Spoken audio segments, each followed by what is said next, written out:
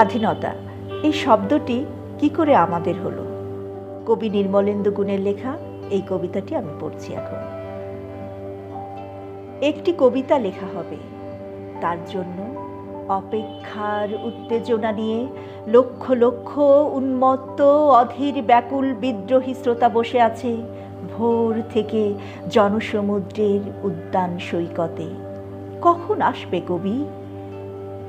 এই শিশু পার্ক সেদিন ছিল না, এই বৃক্ষে ফুলে শোভিত উদ্যান সেদিন ছিল না, এই তন্দ্রাচ্ছন্ন বিবর্ণ বিকেল সেদিন ছিল না। তাহলে কেমন ছিল সেদিনের সেই বিকেল বেলাটি? তাহলে কেমন ছিল শিশু পার্কের বেঞ্চে, বৃক্ষে, ফুলের বাগানে ঢেকে দেয়া এই ঢাকার হৃদয় মাঠখানি? জানি সেদিনের সব স্মৃতি মুছে দিতে হয়েছে উদ্যত কালো হাত। তাই দেখি কবিহীন এই বিমুখ প্রান্তরে আজ কবির বিরুদ্ধে কবি, মাঠের বিরুদ্ধে মাঠ, বিকেলের বিরুদ্ধে বিকেল, উদ্যানের বিরুদ্ধে উদ্যান, মার্চের বিরুদ্ধে মার্চ। হে অনাগত শিশু, হে আগামী দিনের কবি, শিশু পার্কের রঙিন দোলনায় দোল খেতে খেতে তুমি একদিন সব জানতে পারবে। আমি তোমাদের কথা ভেবে লিখে রেখে যাচ্ছি সেই শ্রেষ্ঠ বিকেলের গল্প। সেদিন এই উদ্যানের রূপ ছিল ভিন্নতর। না পার্ক, না ফুলের বাগান, এসবের কিছুই ছিল না।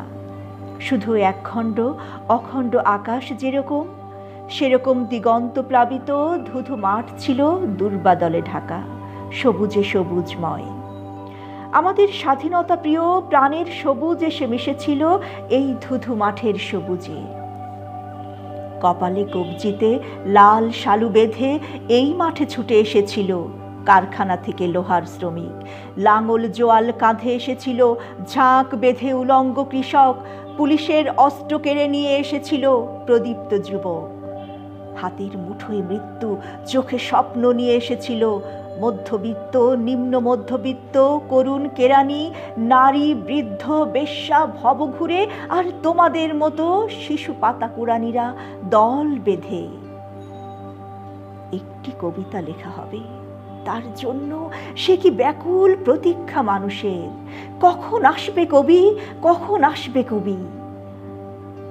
শত বছরের শত সংগ্রাম শেষে রবীন্দ্রনাথের মতো দৃপ্ত পায়ে হেঁটে অতঃপর কবি এসে জনতার মঞ্চে দাঁড়ালেন।